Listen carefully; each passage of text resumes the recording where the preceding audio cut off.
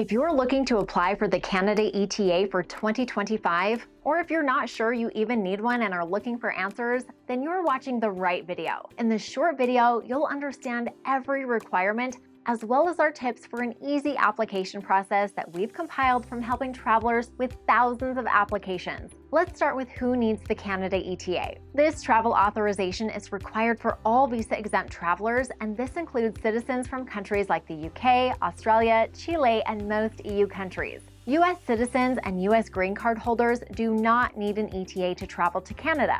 Now, if you want to check whether you need to apply or not, we'll leave a link in the description where you can easily confirm by selecting the country that issued your passport. Also, the Canada ETA is only required for air travel. If you're from a visa waiver country and you're entering Canada by land, such as by car, bus, or train, or by sea, such as a cruise, then you do not need an ETA. For those cases, the Canadian government mentions that you'll only need your passport, have no criminal convictions, and be able to convince a border service officer that you'll return to your home country after your visit. This can include showing that you have ties to your home country, such as a job, a home, financial assets, or family. You may also need to prove that you have enough funds for your stay, but in many cases, you'll not be asked for anything.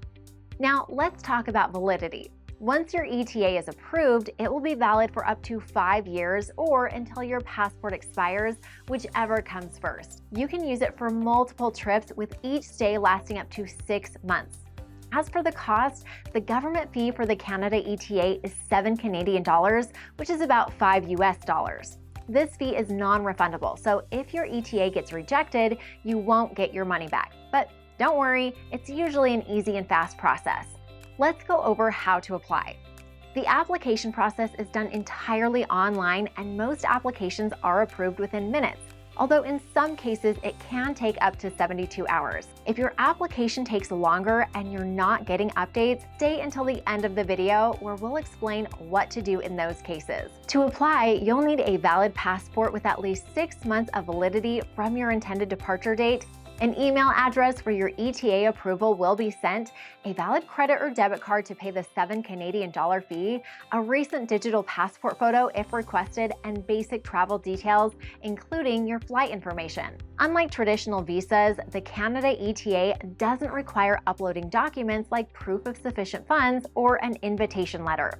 And here's a tip: double check that the information you enter matches your passport details exactly to avoid any issues. There's also another way to apply, which many travelers find more convenient. You can use iVisa's website or app. It's in your own language, unlike the Canada government website, which is only in English, and it offers a faster process with 24/7 customer support. It's an overall easier option that more than 1 million travelers have already used to get their visas and travel authorizations. It's important to know that the ETA doesn't guarantee your entry into Canada. Final approval is determined by border control officers who may consider your travel history or ask for details like where you'll stay in Canada or proof of a return flight to your home country. Now, let's cover some of the most common questions we get about the Canada ETA. Can it be denied? Yes, it can, but it's rare if you meet the basic requirements.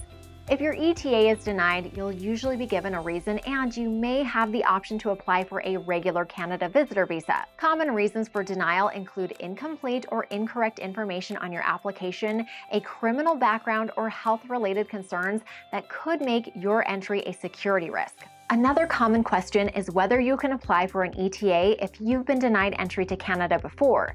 If this has happened, it could impact your application, but it doesn't automatically mean your ETA will be rejected. Depending on the reason for the previous denial, you might still be able to apply for an ETA, or you may need to apply for a visitor visa instead. If your application isn't approved within a few hours or a couple of days, IRCC, the department handling ETA applications, will contact you with next steps by email. Make sure to check your junk folder just in case. They might ask for additional information or for you to attend an interview at the embassy. If you don't receive an email, there's a link in the description to an IRCC from where you can manually submit your case. Now, what if you made a mistake on your ETA application?